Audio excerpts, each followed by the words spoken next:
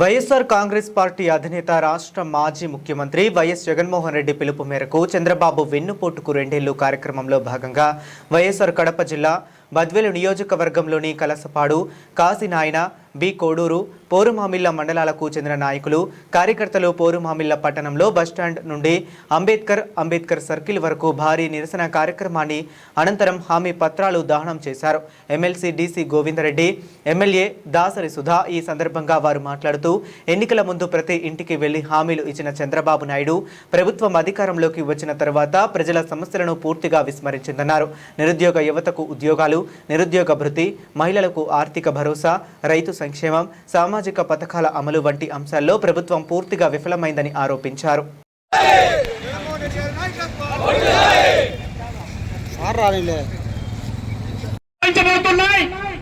ఈ యొక్క కార్యక్రమాలకు గౌరవనీయులు విజయవంతం చేయడానికి వచ్చి ఉన్నారు. మరి ఈ కార్యక్రమం ఎక్కడైనా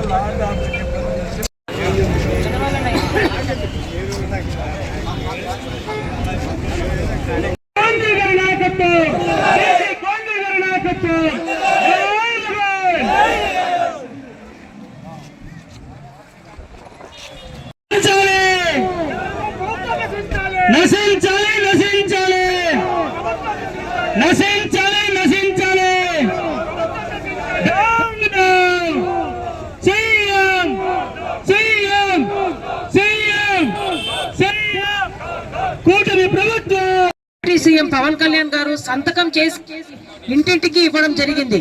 మేము అధికారంలోకి వస్తే ఈ హామీలు ఇస్తాము అని ఇంటింటికి సంతకాలు చేసిన పేపర్లు కూడా ఇవ్వడం జరిగింది. అన్ని 143 పక్కన పెడితే వెన్నుపోటు పొడిచి అధికారంలోకి వచ్చారు. కాబట్టి మా ముఖ్యమంత్రి, మా పార్టీ అధినాయకులు జగన్మోహన్ గారి ఆదేశాల మేరకు ఈ రోజు పోర్మామిల్లలో కలసపాడు, కాసిన పోర్మామిల్ల, బీకోడూరు నుంచి మా పెద్దలు గోవిందరెడ్డి సార్ ఆధ్వర్యంలో నాయకులమందరం కలిసి ఈ వెన్నుపోటుకు 2 సంవత్సరాల కార్యక్రమాన్ని 50 ఏళ్ళు నిండిన మహిళలకు ఇస్తామన్నారు. ఎస్సీ, ఎస్టీ, బీసీ మహిళలందరికీ 50 ఏళ్లకే పెన్షన్ ఇస్తామన్నారు. నిరుద్యోగులకైతే ఇంటికి ఒక ఉద్యోగం, లేకపోతే నిరుద్యోగ భృతి అన్నారు. నిరుద్యోగులకు వెన్నుపోటు పొడిచారు, ఉద్యోగులకు వెన్నుపోటు పొడిచారు, మహిళలకు వెన్నుపోటు పొడిచారు. ప్రతి ఒక్కరికి, రైతులకు కూడా ఈ జగనన్న ప్రభుత్వంలో అయితే రైతులకు ఇన్పుట్ సబ్సిడీ కానీ, ఇన్సూరెన్స్ కానీ ప్రతి ఒక్కటి వచ్చింది. ఈ రోజు ఏమీ లేదు, మద్దతు ధర లేదు. ఇంకా పేద ప్రజలకైతే పిల్లలకు విద్య